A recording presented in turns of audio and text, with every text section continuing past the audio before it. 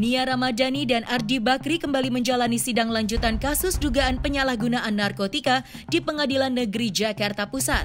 Dalam sidang kali ini, Nia Ramadhani dan Ardi Bakri membaca pembelaan atau pledoi yang meminta dan memohon kepada majelis hakim untuk memberikan vonis ringan kepadanya dengan alasan meskipun sebagai public figure namun tetap saja sebagai seorang manusia biasa dan bisa melakukan kesalahan. Selain itu, dirinya beserta dengan Ardi Bakri memiliki 3 anak yang masih membutuhkan kasih sayang mereka. Terima kasih atas kesempatannya dan waktu yang diberikan bagi kami untuk menyampaikan beberapa hal.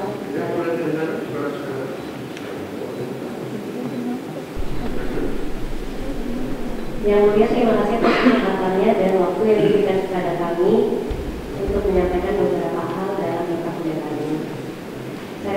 Saya berharap diberi keringanan atas putusan terhadap kami dengan memohon agar yang mulia agar mempertimbangkan lama rehabilitasi yang sudah kami jalankan selama kurang lebih 5 bulan, di mana saya pribadi mendapatkan banyak pelajaran tentang bagaimana saya hidup lebih sehat dengan melakukan komunikasi dengan baik, dapat mengelola emosi saya dengan cara sehat, dan juga pelajaran dari sisi religi yang dapat mengelola emosi saya, dan juga pelajaran dari sisi religi yang membuat saya ini dapat lebih berserah pada Allah. Karena sekarang saya yakin di balik semua kejadian ini Allah mempunyai rencana yang indah buat saya, dan bahkan di saat ini saya bisa merasakan kasihnya yang luar biasa. Saya juga berharap yang mulia mempertimbangkan hasil dari pemeriksaan psikiater di rehabilitasi saya yang menyatakan bahwa saya sudah pulih dan siap untuk kembali lagi ke masyarakat. Ditambah juga rujukan dari hasil TAP yang merekomendasikan kami menjalankan rehabilitasi selama 3 bulan. Dan saya pribadi memohon yang mulia mempertimbangkan kondisi saya sebagai seorang ibu dari 3 anak yang masih kecil, yang saat ini mengalami keterbatasan dalam kebersamaan dengan saya dan ayahnya, di mana anak-anak memerlukan kehadiran saya sebagai ibu mereka pada keseharian mereka. Saya sudah mengakui dan menyesali perbuatan saya tidak terpuji, yang tidak patut dicontoh masyarakat luas, apalagi anak-anak saya. Saya menyadari sebagai public figure banyak orang yang melihat dan memperhatikan saya. Tapi saya perlu pengertian yang mulia bahwa walaupun saya adalah public figure, di lain sisi saya hanya manusia biasa yang bisa melakukan kesalahan dan mempunyai kelemahan. Sama dengan manusia lainnya, saya jauh dari sempurna. Saya bersungguh-sungguh memperbaiki kelemahan yang saya miliki tersebut, dan insya Allah dengan bantuan yang mulia, saya siap untuk menjadi Nia yang lebih baik lagi dan memerankan kembali peran saya sebagai seorang istri, ibu, dan juga individu yang dapat memberikan manfaat bagi banyak orang. Hanya dengan dukungan yang mulia dan yang pasti kehendak Allah SWT saya mampu mewujudkannya. Terima kasih.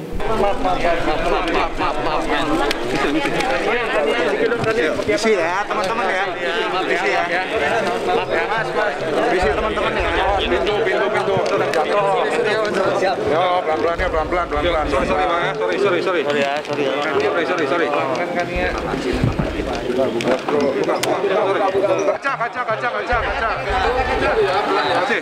Sorry. Pelan ya, Pak. Maaf ya. Awas tangga Bu, hati-hati. Kenapa Bang? Tempat. Ya kan? Ivan udah.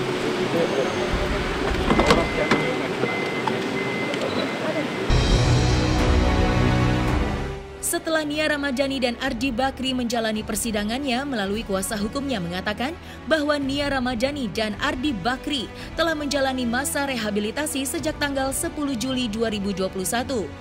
Dan menurut keterangan ahli, baik Nia maupun Ardi telah pulih dari ketergantungan narkotika dan bisa kembali bersosialisasi di tengah masyarakat. Hari ini agenda tunggal pembacaan nota pembelaan dari para terdakwa dan penasihat hukum terdakwa. Tadi pembelaannya intinya seperti apa sih? Intinya bahwa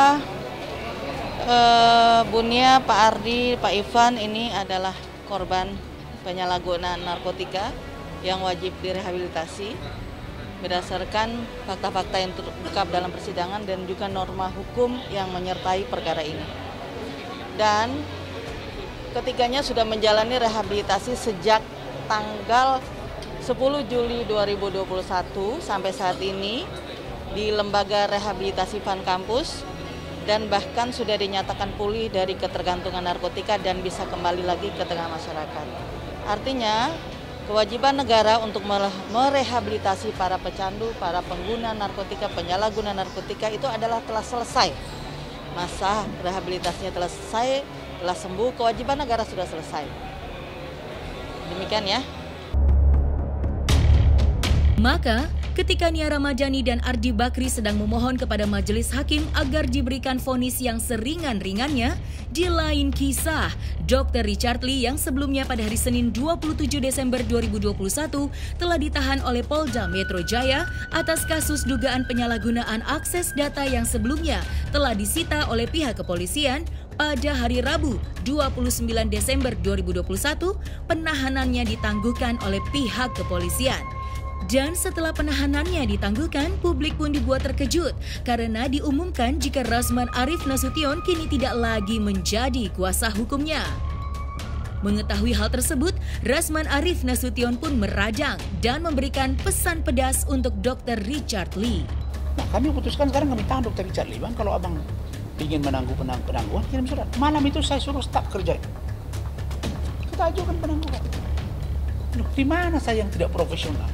Kok tiba-tiba sekarang tadi malam keluar ke saya pemberitaan katanya dari admin. Ini admin mesti saya cari ini.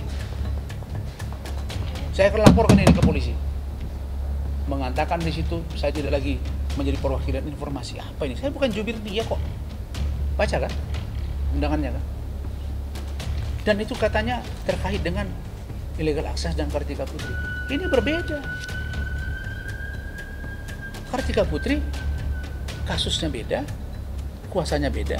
Illegal access kasusnya beda, kuasanya beda. Jadi yang ke saya chatnya beda, yang di media sosial chatnya beda. Ini tim saya udah ngomong semua, itu hoax. Nanti kita akan persoalan. Nah, ini saudara, saya bercerita ini bukan membongkar rahasia. Kalau saya biarkan dia seperti ini, dan setelah dia ditahan, besoknya saya datang menjenguk dia. Enak sekali tantenya itu. Bilang saya, buat apa bapak ada di sini? Mulut kau jaga saja. Kau tahu apa ini tentang Richard? Saya tahu. Dan Richard tidak bergeming di situ. Dan malam itu Dokter Richard, istrinya bilang ke saya bilang, kalian datang ke sini kita ngobrol. Saya upayakan untuk malam ini ditangguhkan. Loh, begitu mau ditangguhkan kita ngomong kok mana dibilang ada orang lain yang kita duga katanya bermain di belakang layar. Inilah yang saya sebut mau cari ini. Saya mau tahu siapa itu. Sehebat mana dia. Saya akan cari tahu kau. Dan saya yang setengah mati buat penangguhan. Saya yang kerja keras. Kalau dia mau tolong saya bilang silakan, tapi lapor dulu saya, orang supaya saya tahu ini jalannya benar atau tidak. Tapi saudara, setelah saya pulang malam itu, ini kalian tinggal kutip beritanya karena ini begini alurnya. Setelah saya pulang, 1 hari setelah ditahan, saya ingatkan dia melalui WA karena terjadi perdebatan di situ. Karena istrinya ini seperti menghindar. Kok menghindar? Kemarin datang dari Palembang sana nangis-nangis di bandara itu yang ngurusi saya sama istri saya. Keluar Dr. Richard Lee, nggak sadar dia siapa itu Richard Lee. Kok tiba-tiba sekarang? Kok tidak bisa Pak, besok saja. Tapi faktanya, saya datang, kenapa kamu bisa berbeda? Loh, kan penyidik tanya saya, surat kuasanya Bang begini Bang. Kita datang itu ngobrolin Bang. Abang udah buat penangguhan penahanan. Itu penyidik pada WA saya semua, Bang itu apa lagi tuh Bang, kok istrinya posting apa segala macam. Ini kan Bang Rasman itu lawyer profesional yang sudah dikenal di negara ini, kok nggak bisa sih Bang memberi pengertian ke klien Abang? Emang kita mau apa dia di sini Bang? Ini kan prinsip kami untuk menahan dia. Saya sendiri pernah mengalami hukuman. Hanya nampar ponakan 2004, 2015 kita dieksekusi, bos. 3 bulan. Kok dia pula merasa bahwa dia tidak pernah bersalah? Kita tidak merasa bersalah, nanti di pengadilan kita buktikan. Saya udah bilang, kalau kamu ada lawyer baru, kasih tahu saya. Selesaikan kewajibanmu ke saya. Richard, jangan cari masalah sama saya. Ya, jadi intinya saudara, bahwa